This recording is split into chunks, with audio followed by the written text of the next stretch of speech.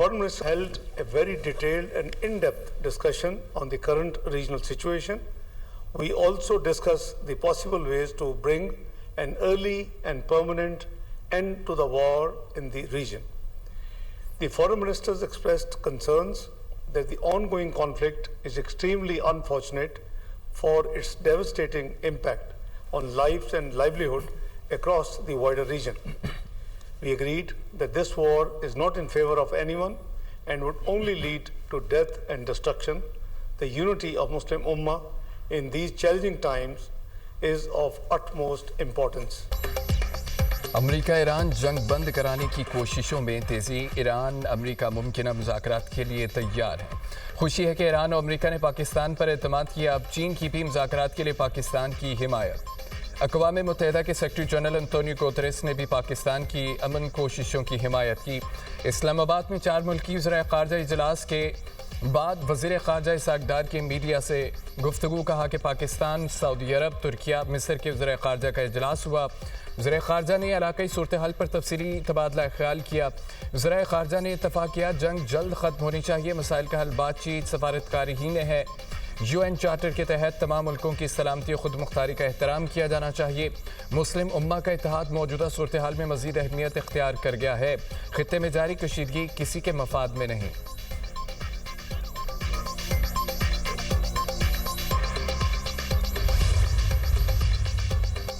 پاکستان اور سعودی عرب کا خطے میں امن و استحکام کے لیے مشترکہ کوششوں پر اتفاق. وزیر اعظم شہباز شریف سے سعودی وزیر خارجہ شہزادہ فیصل بن فرحان کی ملاقات. خطے میں کشیدہ صورتحال و دیگر 2 طرفہ امور پر تبادلہ خیال. وزیر اعظم کا شاہ سلمان بن عبدالعزیز کے لیے نیک تمناؤں کا اظہار. ولی عہد شہزادہ محمد بن سلمان کے لیے نیک خواہشات کا پیغام. پاکستان کا سعودی عرب کے ساتھ مکمل اور غیر متزلزل یکجہتی اور حمایت کا اعادہ. پاکستان ہمیشہ سعودی عرب کے شانہ بشانہ کھڑا رہے گا. وزیر اعظم کی یقین دہانی. وزیر اعظم نے موجودہ بحران میں سعودی عرب کے غیر معمولی تحمل کو سراہا. شہزادہ فیصل کو موجودہ بحران کے دوران پاکستان کی وسیع صفاتی کوششوں سے آگاہ کیا.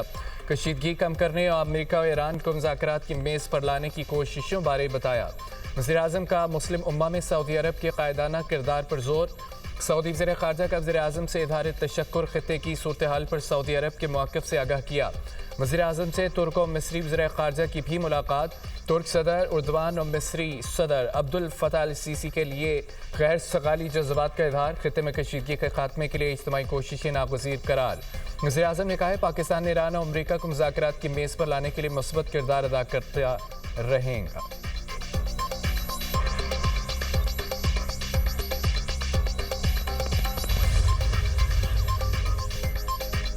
مہمان وزیر خارجہ سے ملاقات کر کے خوشی ہوئی. وزیر اعظم شہباز شریف کا ٹویٹر پیغام لکھا کہ ملاقات میں کشیدگی روکنے کے لیے مشترکہ کوششوں پر زور دیا.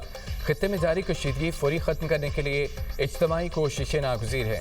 جنگ سے ایران سمیت کئی مسلم ممالک میں جانی و مالی نقصان ہو رہا ہے. ترکیہ اور مصر کے گراں قدر تعاون کو سراہتے ہیں. ایران امریکہ کو مذاکرات کی میز پر لانے کے لیے کردار ادا کرنے کے لیے پرعزم ہیں.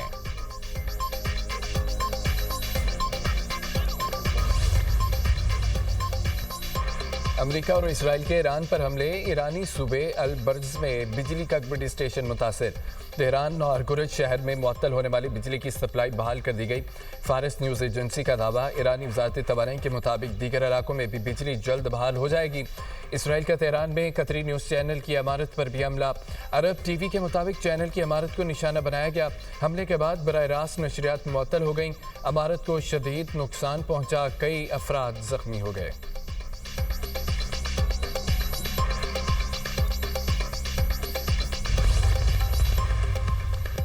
ایران کے اسرائیل پر جوابی حملے. ایرانی میزائل گرنے سے فیکٹریوں میں آگ لگ گئی. اسرائیل میں ایرو سپیس کمپلیکس پر حملہ.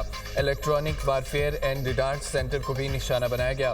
بن گورین ایئرپورٹ پر ایندھن ذخائر پر بھی حملہ کیا گیا. انصار اللہ کے بھی اسرائیل پر میزائل اور ڈرون حملے. میڈیا رپورٹس کے مطابق صہیونی تنصیبات کو نشانہ بنایا گیا. انصار اللہ، ایران، حزب اللہ کے حملے بیک وقت ہوئے.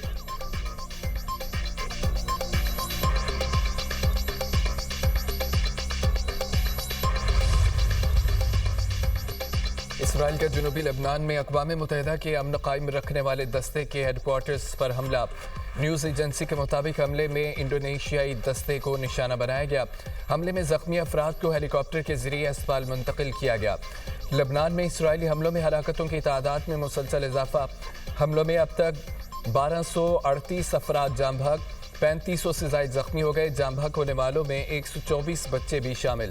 لبنانی وزارت صحت کے مطابق صرف ہفتہ اور اتوار کو 59 افراد ہلاک ہوئے، جن میں 10 امدادی کارکن، 3 صحافی بھی شامل ہیں۔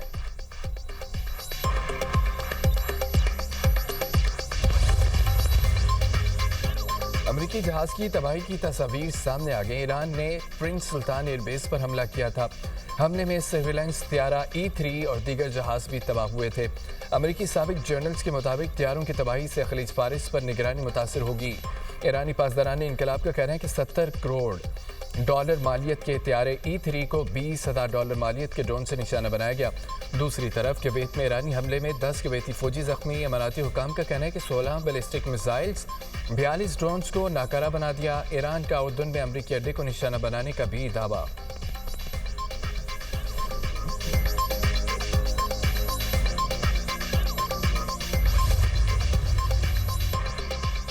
امریکہ کی زمینی کارروائیوں کی تیاری پر ایران بھی ان ایکشن۔ اسرائیلی میڈیا نے دعویٰ کیا ہے کہ ممکنہ امریکی زمینی حملے سے نپٹنے کے لیے ایران نے ہائی الرٹ کر دیا۔ مسلح افواج کو جنوبی اور شمال مغربی علاقوں میں سیکیورٹی سخت کرنے کی ہدایت۔ تہران سمیت بڑے شہروں میں ایرانی فوج کو تیار رہنے کا حکم۔ سپریم نیشنل سیکیورٹی کونسل نے منظوری دے دی، حکم نامہ جاری۔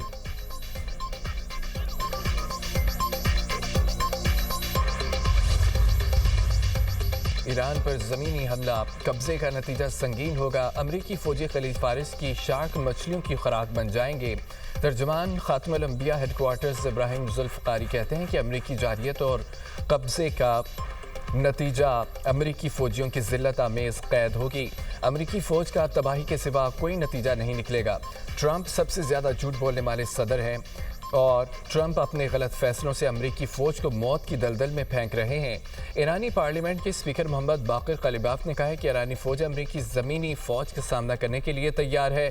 امریکہ کھلے عام مذاکرات کو خفیہ طور پر زمینی حملے کی منصوبہ بندی کر رہا ہے۔ امریکہ جنگی مقاصد حاصل کرنے کے لیے 15 نکاتی منصوبے پر عمل پیرا ہے۔ ایران پر کسی بھی زمینی حملے کا بھرپور جواب دیا جائے گا۔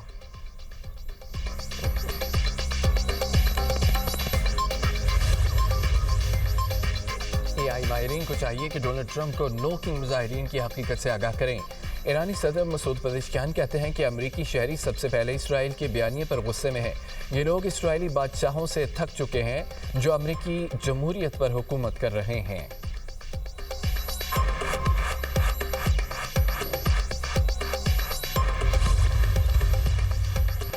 امریکہ اور اسرائیل سمجھتے ہیں علم کو بمباری کے ذریعے ختم کیا جا سکتا ہے۔ ایران کے وزیر خارجہ عباس عراقچی کا ایکس پر پیغام کہا، یہ رویہ ایرانی سائنسدانوں، جوہری تنصیبات اور اب جامعات پر حملوں میں واضح ہے۔ مہلک کارروائیوں کے باوجود ایرانی عوام میں علم کے حصول کا جذبہ اور بھی بڑھ جائے گا۔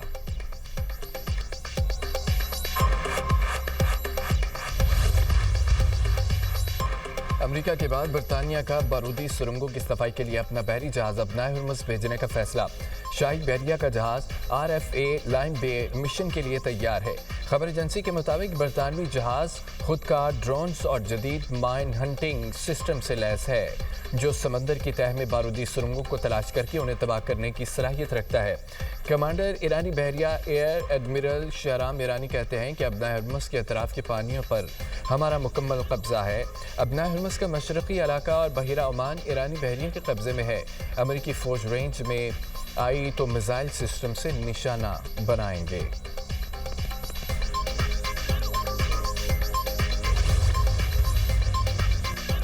امریکہ کے اہم اہداف کو نشانہ بنایا جائے گا۔ امریکی فوج کو خطے سے پیچھے ہٹنے پر مجبور کر رہے ہیں۔ ایرانی پاسداران انقلاب کی میزائل فورس کے کمانڈر مجید موصفی کا دعویٰ، کہا کہ امریکی ریڈار نیٹ ورک لاجسٹک نظام کو نشانہ بنانے اور امریکی افواج کو نقصانات پہنچانے کا سلسلہ جاری ہے۔ ایران کی انٹیلیجنس برتری اور حملوں کے باعث امریکہ کے پاس ایران کی سرحدوں سے دور ہونے کے سوا کوئی چارہ نہیں ہے۔ تباہ شدہ UX طیاروں، ایندھن بردار طیاروں اور امریکی تنصیبات پر ملبہ اس صورتحال کی عکاسی کر رہا ہے۔ دردناک حملے تب تک جاری رہیں گے جب تک ہم آپ کی آنکھوں میں درد نہ دیکھیں۔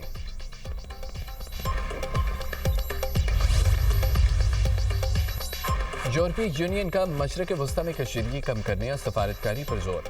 صدر انطونیو کوسٹا کا خلیجی ممالک سے یکجہتی کا اظہار. کہا کہ ایران کی جانب سے شہری علاقوں بنیادی ڈھانچے پر میزائل اور ڈرون حملے فوری طور پر بند ہونے چاہیے. انطونیو کوسٹا کا UAE صدر شیخ محمد بن زاید ال نہیان سے ٹیلی فونک رابطہ. بھرپور حمایت کا اعادہ کیا. فریقین پر زور دیا خطے میں امن و استحکام کے لیے کشیدگی کم کریں, سفارتی راستہ اختیار کریں.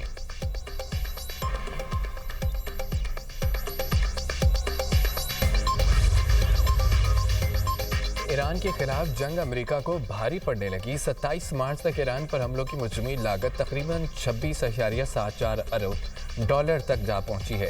امریکی فوج کی central command central for strategic and international studies نے اعداد و شمار جاری کر دیے ہیں. رپورٹس کے مطابق فوجی آپریشن کے اخراجات غیر معمولی حد تک زیادہ ہیں. جنگ میں تقریباً $10 ارب صرف فضائی دفاعی انٹرسیپٹر میزائلوں پر خرچ کیے گئے.